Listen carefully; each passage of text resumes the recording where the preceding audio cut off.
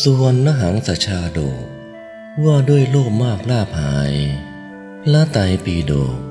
อรรถกถาสุวรรณหังสชาดกพระศาสดาเมื่อประทับอยู่ณพระเชตวันมหาวิหารทรงปรารภภิกษุณีชื่อสุรนันธาตัดพระธรรมเทศนานี้มีคำเริ่มต้นว่ายังลัทธังเตนะตุทพังดังนี้ความพิสดารว่าอุบาสกคนหนึ่งในพระนครสาวัตถีประวารณากฐินกับภิกษุณีสงฆ์ไว้และสั่งเสียคนเฝ้าไล่ไว้ด้วยว่าจงให้เป็นรูปละ2-3 ห่อจำเดิมแต่นั้นภิกษุณีทั้งหลายต้องการกฐิน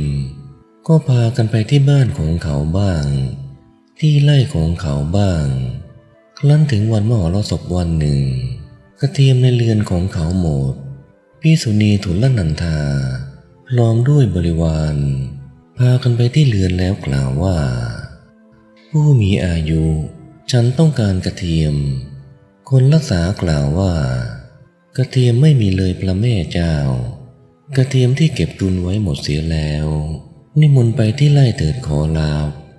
จึงพากันไปที่ไร่ขนกฐินไปอย่างไม่รู้ประมาณคนเฝ้าไร่จึงกล่าวโทษว่าเป็นอย่างไรนะพวกภิกษุณีจึงขนกฐินไปอย่างไม่รู้จักประมาณฟังคำของเขาแล้วพวกภิกษุณีที่มีความปรารถนาน้อยพากันยกโทษพวกภิกษุเล่าครั้นได้ยินจากภิกษุณีเหล่านั้นก็พากันยกโทษครั้นแล้วก็กราบทูลความนั้นแด่พระผู้มีพระภาคเจ้าพระผู้มีพระภาคเจ้าตรัสตำหนิภิกษุณีทุลนันธาแล้วทรงแสดงธรรมที่เหมาะกับเรื่องนั้นแก่ภิกษุณีทั้งหลายโดยมีในอาทิว่าดูก่อนภิกษุทั้งหลายขึ้นชื่อว่าบุคคลผู้มีความปรารถนาใหญ่มิได้เป็นที่รักเจริญใจแม้แก่มารดาบังเกิดเกล้าไม่อาจจะยังผู้ไม่เลื่อมใสให้เลื่อมใสไม่อาจจะยังผู้ที่เลื่อมใสแล้วให้เลื่อมใสยิ่งขึ้นไม่อาจยังลาภที่ยังไม่เกิดให้บังเกิดหรือลาภที่เกิดแล้วก็ไม่อาจกระทำให้ยั่งยืนได้ตรงกันข้ามผู้ที่มีความปรารถนาน้อยย่อมอาจยังลาภที่ยังไม่เกิดให้เกิดที่เกิดแล้วก็ทำให้ยั่งยืนได้แล้วตรัสว่าดูก่อนภิกษุทั้งหลายมิใช่แต่ในบัดนี้เท่านั้นที่ภิกษุณีทุลนันธามีความปรารถนาใหญ่แม้ในครั้งก่อนก็มีความปรารถนาใหญ่เหมือนกันแล้วทรงนำเรื่องในอดีตมาสาธกดังต่อไปนี้ในอดีตการข้าพเจ้าพรหมทัตเสวยราชสมบัติอยู่ในพระนครปารณสี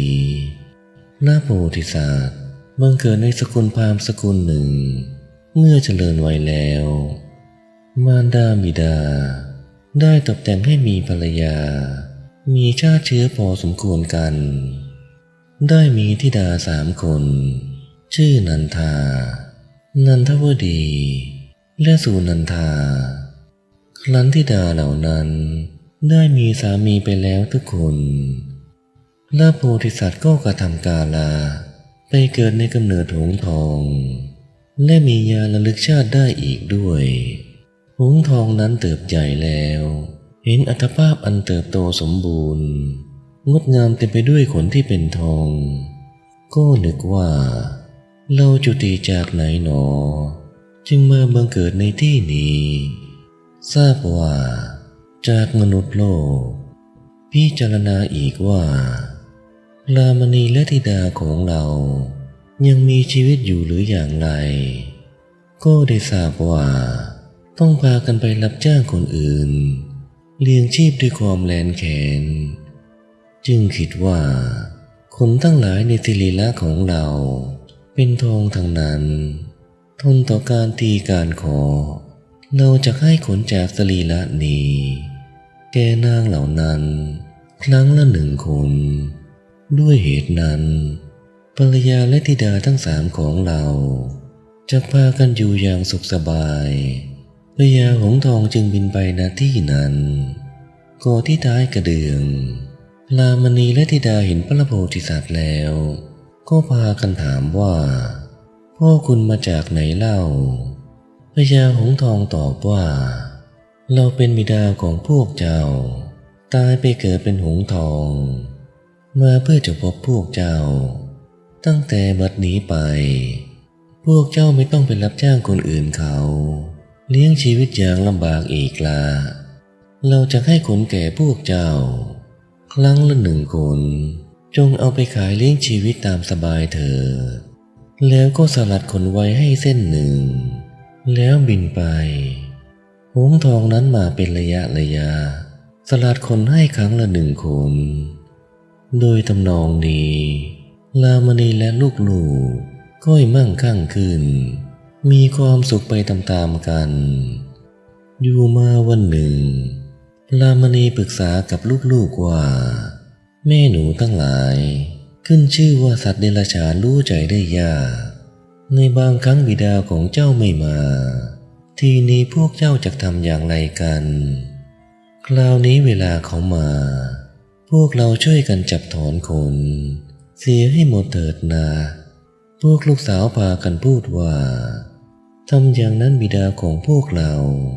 จากลำบากต่างก็ไม่เห็นด้วยแต่นางพลามณีเพราะมีความปรารถนาใหญ่ครั้นวันหนึ่งเวลาพญาหงส์ทองมา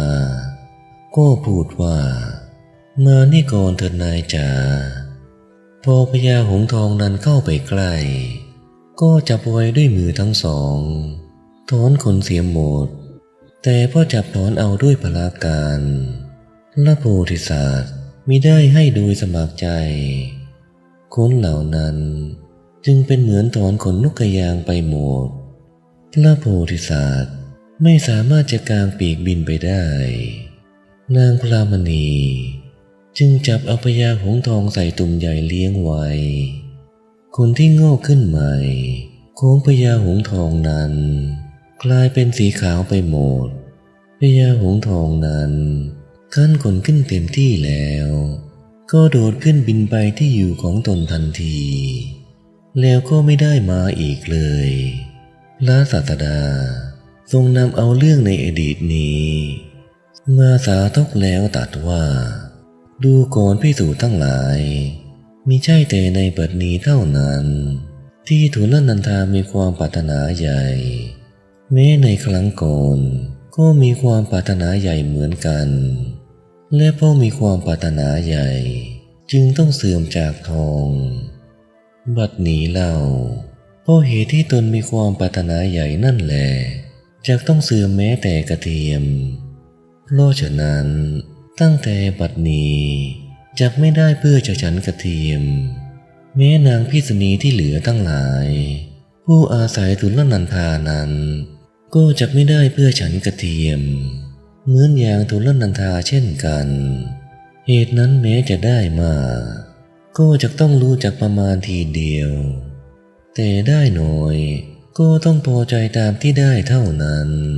ไม่ควรปรารถนาให้ยิ่งขึ้นไปแล้วตัดคาถานี้ความว่าบุคคลได้สิ่งใดควรยินดีด้วยสิ่งนั้นเพราะความโลภเกินประมาณนางพลามณีจับพญาหงส์เสียแล้วจึงเสื่อมจากทองดังนี้ก็พระศาสดาขันธพระธรรมเทศนานี้แล้วทรงตีเตียนโดยอเนกปริยายแล้วทรงบัญญัติสิกขาบทว่าก็นางภิกษุณีรูปใดฉันกระเทียมต้องอาบัติปาจิตตีดังนี้แล้วประชุมชาดกว่านางพลามณีในครั้งนั้นได้มาเป็น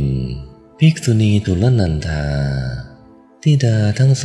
3ได้มาเป็นพี่น้องในบัดนี้ส่วนพญาสุวรรณหงส์ได้มาเป็นเราตถาคตชะนี้แล